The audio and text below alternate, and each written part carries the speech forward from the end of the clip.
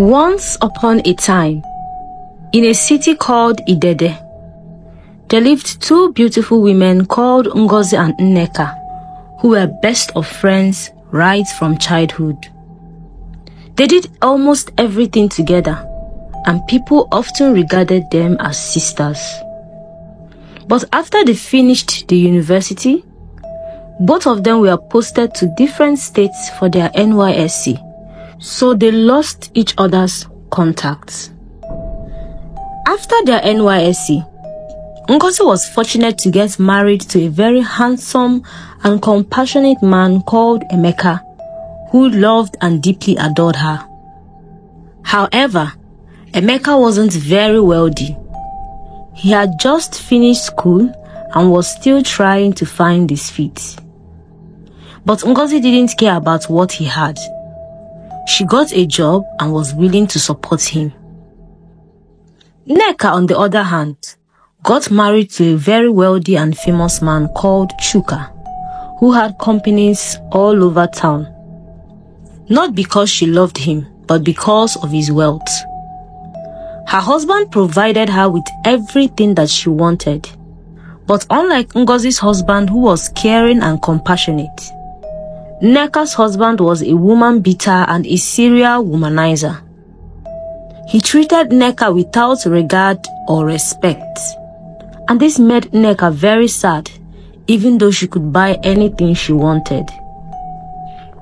Many years later, Ngozi's husband got a contract from the government, and he became very wealthy. He built his own house and bought a car for himself and his wife. One fateful evening, he told Ngozi, "Sweetheart, I don't want you to work anymore. You have suffered and endured with me over the years. And now that I am wealthy, I want you to stay home and look after the kids, since I now can make enough money to take care of you and the children." Ngozi was very happy. She hugged her husband and thanked him for his love and care. The next day, she quit her job and started staying at home to look after the children. The couple were blessed with 4 children, 2 boys and 2 girls. Emeka also placed his wife on a monthly allowance so she doesn't lack anything. 1 month later, Ngozi was at the supermarket with her children buying some groceries when she saw Nneka, her old best friend. The two women were so excited to finally meet each other once again.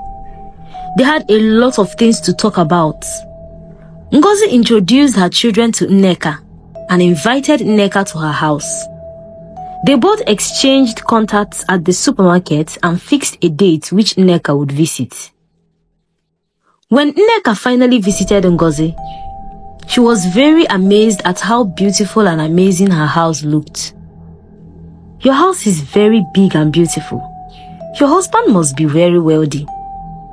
Ngozi smiled at her compliment and replied, "Yes, my husband is a blessing to me. He's very compassionate, handsome, and caring to me and the children. He's God-sent. He pampers me a lot, like a baby." "Really? But I heard that no man is perfect. There must be something that he is lacking." "Something like what?" Ngozi asked out of curiosity. "Is he good in bed? Can he perform very well?" Ngozi let out a very loud laugh and replied, "He's a horse in the bedroom. He is complete in all ramifications." While they were still talking, Ngozi's phone rang. It was her husband, Emeka.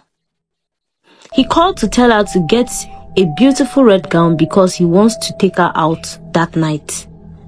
After the call ended, Ngozi told Nneka what her husband said and began to tell Nneka how lucky she was to marry Emeka. The more she told Nneka about her husband, the more envious and jealous Nneka became. Over the years, Nneka's husband went bankrupt and his companies were taken by the bank, so she was living in penury, But she didn't reveal this to Ngozi. She lied that her husband was also very wealthy and doing very well for himself. When Nneka got home, she started thinking of ways to destroy her friend's home and steal her husband for herself.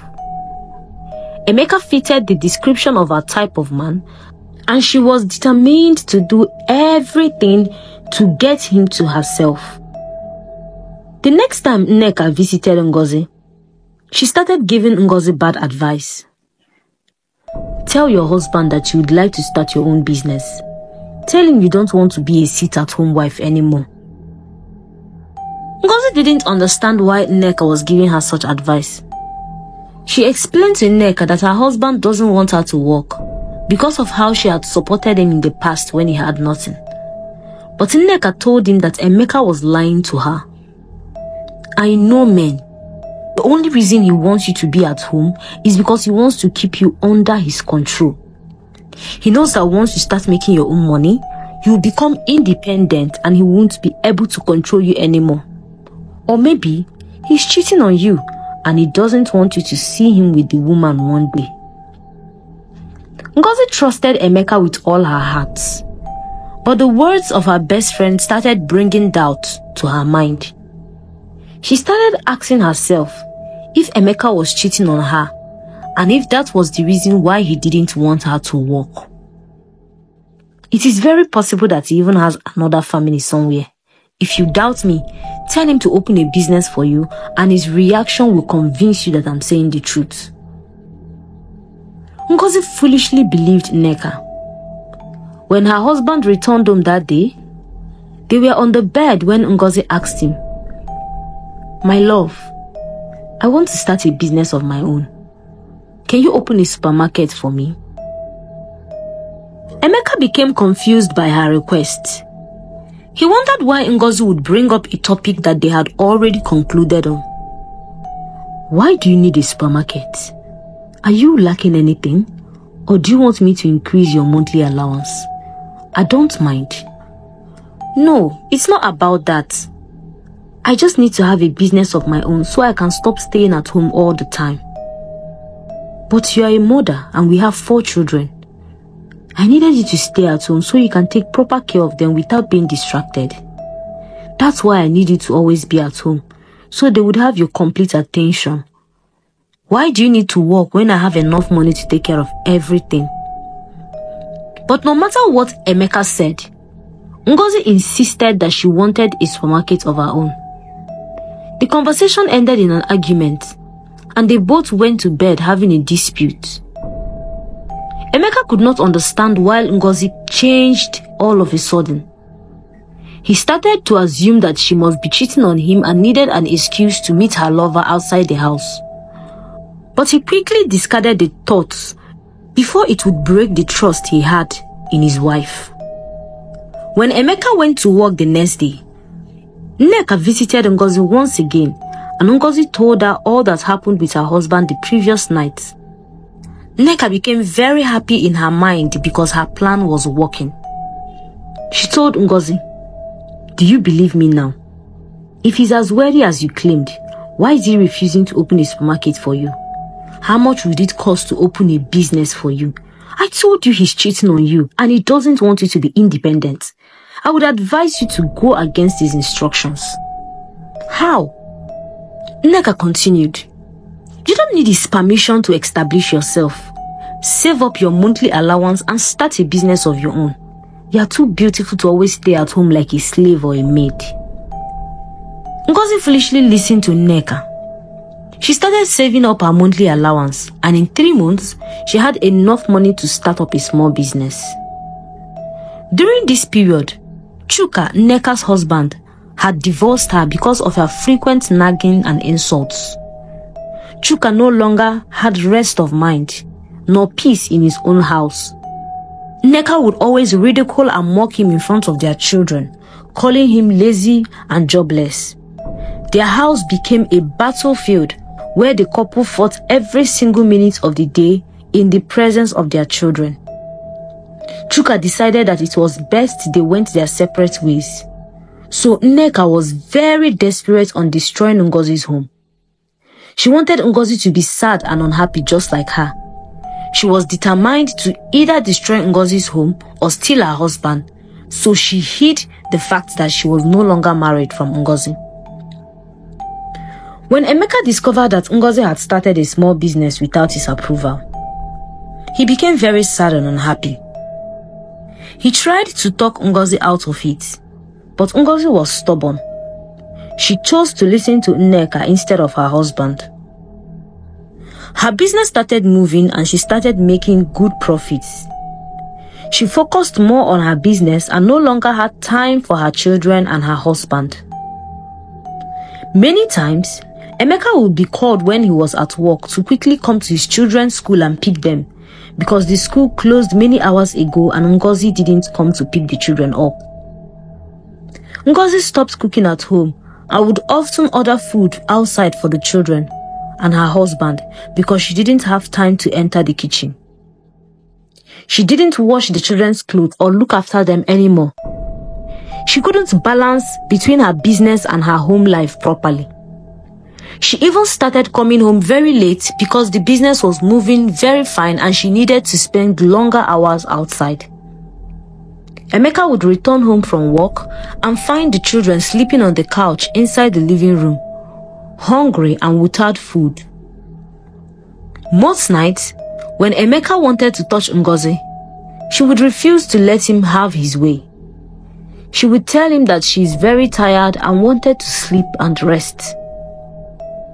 Nneka would always visit Ngozi at her shop, giving her more bad advice that would destroy her home, and Ngozi would foolishly listen to them. When Emeka realized that Ngozi no longer had time for chores at home or the children, he decided to employ a maid to always help out at home. After Emeka employed the maid, Ngozi focused completely on her business and friendship with Nneka. She totally stopped giving her children and her husband attention because she was now making good money, and she stopped respecting her husband. The marriage started breaking down and Emeka was no longer happy with Ngozi because of how much she had changed. One fateful evening, he was on his way home from work when he saw Nneka by the roadside, waving his car down. Unknown to him, Nneka was his wife's best friend. Emeka stopped by the roadside and Nneka pretended that she was robbed at gunpoint and that her car and valuables were stolen. Emeka felt pity on Nneka. He took her in his car and as they drove home, they started talking. Emeka, who had been starved of attention ever since Ngozi started her business, so he was very eager to talk with Nneka. She seemed like a good listener, and Emeka enjoyed their conversation. They both exchanged contacts and started communicating over the phone without Ngozi's knowledge. After work every evening, Emeka would hang out with Nneka because he knew that Ngozi wouldn't be at home when he arrives. He started keeping late nights just like his wife and hardly spent time at home with the children. The maid was now in charge of bathing the kids, clothing, feeding them, and taking them to school, and even tucking them into bed at night. One day, Emeka couldn't hide his pain anymore. He opened up to Nneka while they were discussing. "I'm not happy with my marriage anymore. My wife has totally changed towards me and the children. I don't know what to do. I don't know what went wrong or why she changed suddenly." Nneka smiled in her heart because her plan was working perfectly. She asked Emeka, "Are you sure she's not seeing someone else? Maybe she's cheating on you. My father used to say, if a woman or man doesn't give you the attention anymore, then it means they are giving it to someone else." Nneka's words pierced Emeka's heart like a dagger. A lot of bad thoughts started running through his mind, but he loved and trusted Ngozi so much. "My wife is not like that. I trust her with my life. She would never betray me or go out with someone else." If that is what you think, then I will find proof that she's really cheating on you. Please, give me her picture and details. I would get close to her and find out the truth. Emeka laughed at Nneka. He knew that Ngozi didn't have time for her family anymore, but he was very sure that Ngozi would never cheat on him. So he sent Nneka his wife's picture and her contact details. However, the more time they spent with each other, the more attracted Emeka started becoming towards Nneka, because she was always there to keep him company and gave him her full attention. Unlike his wife, Ngozi, who was only focused on her business. The next day, Nneka thought of a plan and went to see Ngozi at her shop. She lied to Ngozi that there was a client who needed her services and was ready to offer her a multi-million naira contract. Ngozi was very happy about the news and began to ask Nneka how she could meet the client. Nneka lied to her that the client would be coming from a different country and would lodge in a very popular hotel, but she would accompany Ngozi to go and see the man at the hotel when he arrived. 1 week later, Nneka called Ngozi and informed her that the client was in the country and wanted them to meet. Ngozi and Nneka went to the hotel together to meet the client at the hotel's restaurant. When they got there, the client was nowhere to be found. So Nneka insisted that they order drinks while they waited for him to show up. Unknown to Ngozi, it was a plan by Nneka to break her husband's trust. When Ngozi wasn't looking, Nneka drugged her drink. As they both waited and continued drinking, Ngozi started feeling dizzy and wasn't conscious about her surroundings anymore. When Nneka saw that the drugs had started taking effect, she quickly booked a room in the hotel and took Ngozi inside the room. Then she placed a call to a man who she had previously planned with to implicate Ngozi. The man showed up at the hotel and laid on the bed with Ngozi, who was half asleep. He removed her clothes and placed her head on his chest. Then Nneka took pictures of both of them and sent them to her husband, Emeka. Immediately Emeka saw the pictures. He quickly called Nneka. "What's going on? Who is that man that is with my wife?" Emeka asked in a shaky voice. Nneka laughed in her heart and replied to Emeka, "I told you that your wife is cheating on you. That is why she doesn't have time for you and the children. That man is her secret lover. They are currently in room 267 at Gideon's Hotel. I'd advise you to go there as soon as possible before they leave." Emeka thanked Nneka and drove as fast as he could to the hotel. When he got to the room, the door was not locked, so he barged into the room and saw his wife and the strange man on the bed. Ngozi was still half asleep and wasn't aware of anything that was happening. The strange man screamed at Emeka, "Who are you and what are you doing here?" Emeka broke down in tears and walked away. He felt betrayed and very hurt. He never imagined that Ngozi would ever cheat on him because he married her as a virgin. When Emeka left the hotel, he called Nneka and started crying to her, telling her what he saw in the hotel room. "I told you she was cheating on you, but you didn't believe me. I'm very sorry, my dear. She doesn't deserve a man like you. Come and meet me at home. Let's talk." Nneka convinced Emeka to come to her house, and he did. When he got there, he was deeply heartbroken and very vulnerable. Nneka held him close to herself and started telling him negative things about Ngozi. "That woman doesn't deserve you. She's nothing but a prostitute. After everything that you've done for her, she still had the mind to betray you. You deserve better, Emeka." As she was talking, she kissed Emeka on the lips. Emeka wanted to refuse, but when he remembered what he saw in the hotel room, he decided to kiss Nneka back. He felt there was no need to be faithful to Ngozi since she was cheating on him. Nneka lured Emeka to sleep with her, and after they had finished sleeping with each other, Emeka started feeling guilty. But Nneka tried to corrupt his mind the more against Ngozi. How are you sure that the children are yours? What if the children belong to someone else? Maybe that is why she was disturbing you to start a business for her, so she can always be with him. I love you, Emeka. I would never betray you. You are the man of my dreams. Nneka succeeded in convincing Emeka into believing that Ngozi was a serial cheater and pleaded with Emeka to divorce Ngozi so she can move into his life. She showed Emeka more fabricated pictures of Ngozi and the strange man to further convince him, and Emeka believed her. The next day was a Sunday. When Emeka got home, he suddenly became angry when he saw Ngozi at home. He went inside their matrimonial room and started packing their things outside. Ngozi didn't understand what was happening. She followed Emeka behind, trying to ask him what was happening. "Sweetheart, what are you doing? Why are you taking my things out?" But Emeka didn't answer her. He continued taking her things out. The children started crying and the maid tried to keep them calm.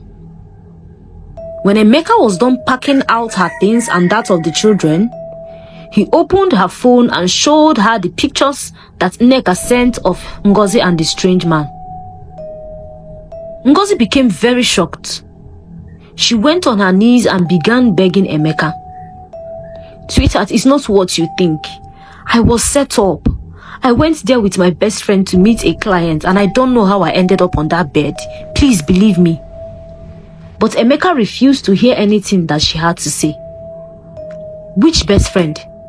I have never heard of you having any best friend in this city ever since we married." He sent Ngozi and the children away from his house and warned the security guard never to let them inside the premises. Ngozi became heartbroken. She tried to call Nneka, but her phone wasn't connecting. She felt lost and helpless, but with the little savings she had, she rented an apartment for herself and the children.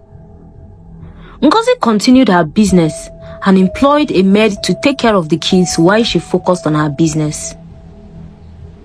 One fateful night, there was an electrical fault in Ngozi's shop, and it resulted in a fire outbreak and burnt down Ngozi's shop and all her merchandise. When Ngozi came to the shop in the morning, she couldn't believe her eyes. All her goods had been burnt to ashes and there was nothing left for her. Ngozi broke down in tears because she had no money. She had recently restocked her shop and she had little money remaining with her. She became confused and didn't know what to do. At the end of that month, the maid she employed resigned because Ngozi didn't have the money to pay her and the children also dropped out of school. Ngozi became very depressed and frustrated. She didn't know what to do or who to run to. She started transferring her aggression to her children, blaming them for her misfortune and predicament, and started maltreating them and treating them like slaves. Ngozi was fortunate to start a pure water business. She would send her kids to hawk pure water on the road and streets while she stayed at home doing nothing. Meanwhile, Nneka moved in with Emeka and started living with him. However, it didn't take long before Nneka started to show her true colors. She was a reckless spender and disrespected Emeka a lot. At every slight issue, Nneka would engage Emeka in a fight. She made life a living hell for him, just as she did to her previous husband. One fateful day, Emeka had a lot of work to do at the office, so he returned home very late. When he got home, he met Nneka in the sitting room waiting for him. Immediately she saw him. She jumped on him and started calling him names. "You cheat! You liar! You betrayer. Where are you coming from by this time of the night? You have started seeing someone else, Abi? I am no longer enough for you. Are you going to chase me away the way you sent your other wife away? Emeka tried to stop her and warned her to stop insulting him, but she refused. Instead, she increased her voice and continued shouting and mocking him. Emeka pushed her out of his way in anger, and Nneka fell to the floor. She quickly ran to the kitchen and picked up a pestle, and she ran back to the living room and struck the pestle on Emeka's head. Emeka fell to the ground and fainted, with blood gushing out of his head.